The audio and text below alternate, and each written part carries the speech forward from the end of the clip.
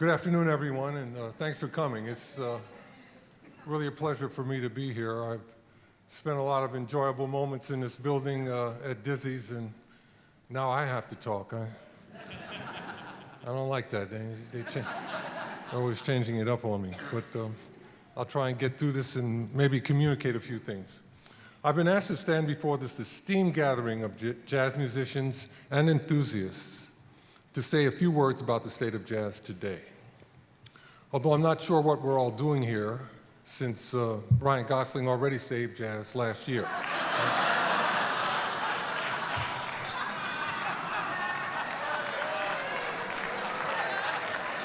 But I'm up here all dressed up, and you're over there struggling to get comfortable. I might as well share a few thoughts that I have about the past, present, and future of jazz. The most truthful thing I can say about what all the people in this room have in common is that right now you'd rather be listening to jazz than hearing any words about jazz. As Thelonious Monk famously said, writing about music is like dancing about architecture. That's because jazz is its own unique language. It's designed to convey nuances of thought and emotions that words can never quite articulate. To me, the jazz motto should be, whatever you can't say, you can play. Thank you. That applies whether you can play an instrument or, like me, play an album. I'm sorry, Thelonious, but sometimes we do need to write or talk about the music, if for no other reason than to show our appreciation, spread the gospel of jazz to others, and share our personal truths. My truth is that jazz has been the musical narrative of my life. My father was a jazz musician. My mom and dad both sang in the Hall Johnson chorus. They did the background music for Ain't Misbehavin' and Cabin in the Sky. That was in the 40s. So that's the world I came into, and it stayed with me. While everybody else was listening to James Brown and Little Richard, I was listening to Dizzy and Miles and Charlie Parker. Thank goodness. And it affected me. When I was in high school, I was listening to jazz, and I went to jazz clubs instead of trying to. I did go to the Apollo a couple times, so I have to say that. Motown Review was awesome. But jazz also inspired my basketball game. The whole idea of teamwork for a basketball team and a jazz group is basically the same. You have to work within a very tight structure of time, space, and rules. And you have to find room for personal expression while supporting each member in time and reacting to what they do in time and space. Jazz shows how these restrictions can be liberating rather than confining. I also started my own jazz label. We didn't get very far, but I always brag. I signed Dizzy Gillespie to his last contract. Not much came out of it, but for me, I was thrilled just to have the contact with Diz. My love of jazz, though, really stems not just from the music itself, but from its history. Jazz has been able to connect me to my own thoughts and feelings, but it connects me to my cultural history. Growing up uptown in Harlem, jazz was a very real thing. Some of my friends were in junior high school with Johnny Hodges' daughter. I would see Mongo Santa Maria watching me play basketball on 155th Street. A good friend of mine, Woody, he lived in the same building as George Duvivier, the bassist, and George would give kids in the neighborhood bass lessons if they showed any talent. Jazz was something that we could see and connect to. The people lived in our community and were part of it, and we were proud of them. I remember my dad would take me, sometimes he'd have to go and buy sheet music. We'd go down to Manny's, down here off of Times Square somewhere. And I remember the first time I saw Jimmy Rushing, and I understood why they called him Mr. 5 by 5. I'd never seen anybody that looked like that. But just living it and seeing it, I was talking with Wynton backstage about when I met Sarah Vaughan. I was only 4 years old. She was playing at the Apollo, and some of my dad's friends were backing her, and I got a chance to meet her. And you know, to me, it was like meeting the biggest star in the world. Marilyn Monroe didn't have anything on Sarah Vaughan. Absolutely.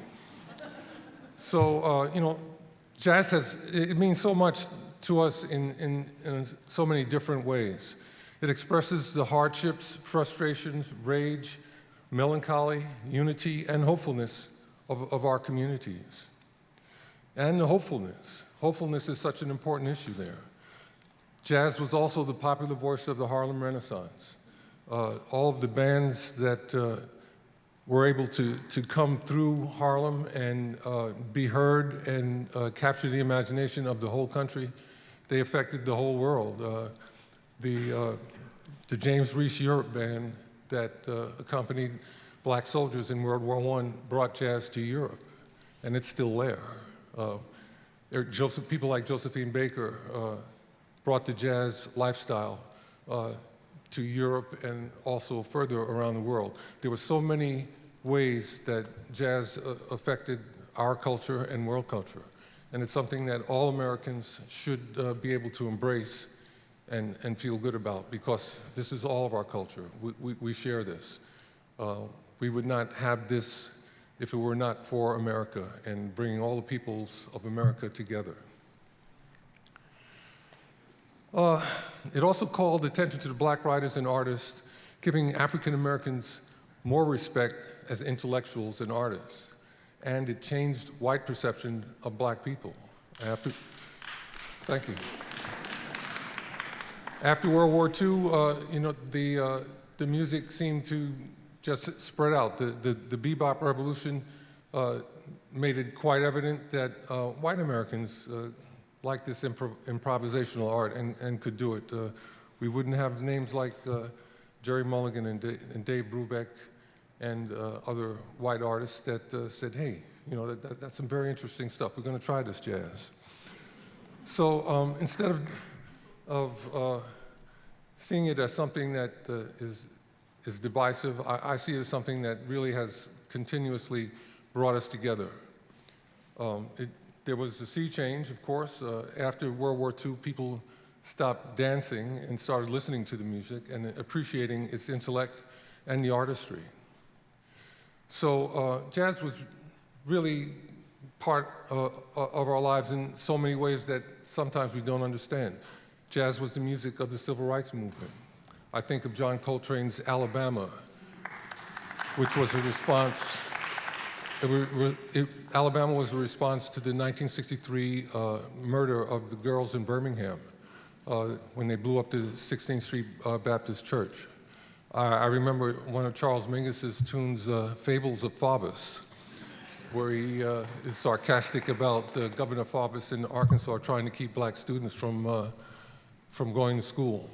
That also gave Satchmo, Mr. Louis Armstrong, the opportunity to tell the world that President Eisenhower didn't have any guts because he didn't want to protect these people that were trying to educate themselves and go to high school in Arkansas.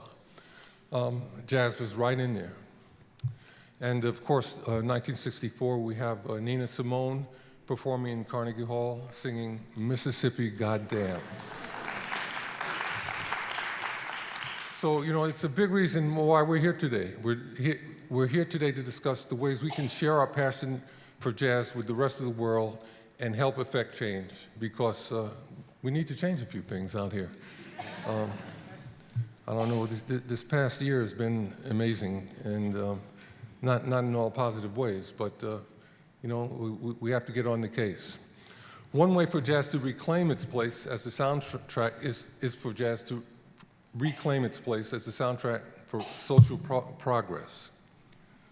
Jazz has always been the sound of rebellion, inspiration, and innovation. The jazz community has to embrace this role and become more active in aligning with and promoting social justice movements.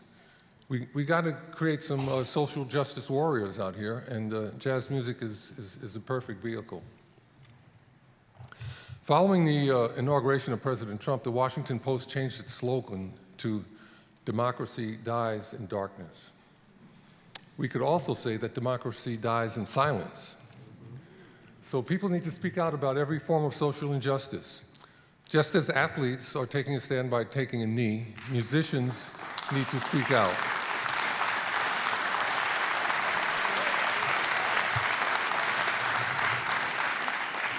And musicians need to speak often about the inequities that inspire some of their music. It's important today that we embrace the many others in the larger community that are also suffering: immigrants, the LGBT community, those of different religions and ethnicities. Jazz should become the music of liberation because jazz is about liberation, liberating your feelings, your soul, and your body. The Me Too and Time's Up movement tell us that there is no industry immune to the mistreatment of others. This is especially heinous in the jazz community because our art is born of the pain of being mistreated and marginalized. Surely, we must do everything possible to ensure no woman feels she is without power, substance, or value in any aspect of our industry.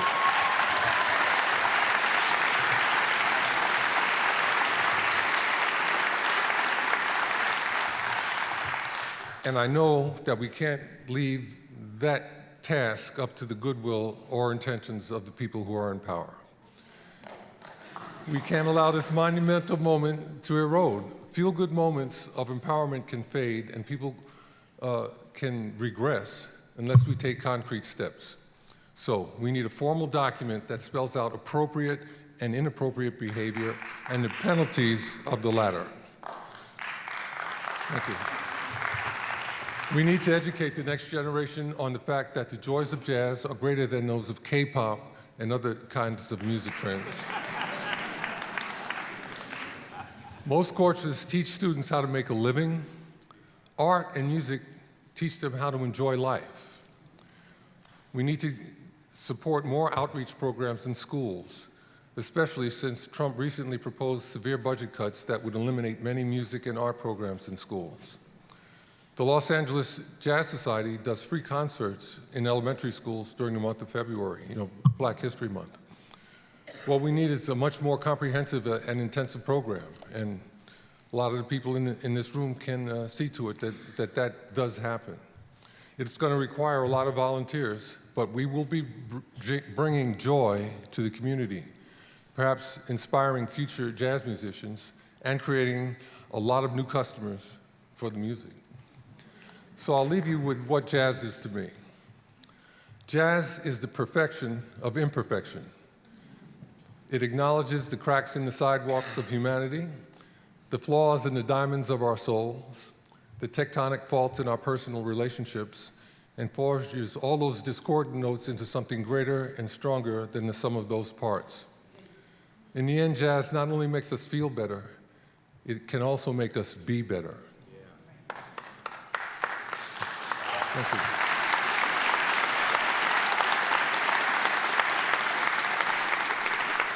But if all of that sounds like I'm dancing to architecture, I'll defer to what Louis Armstrong said about jazz.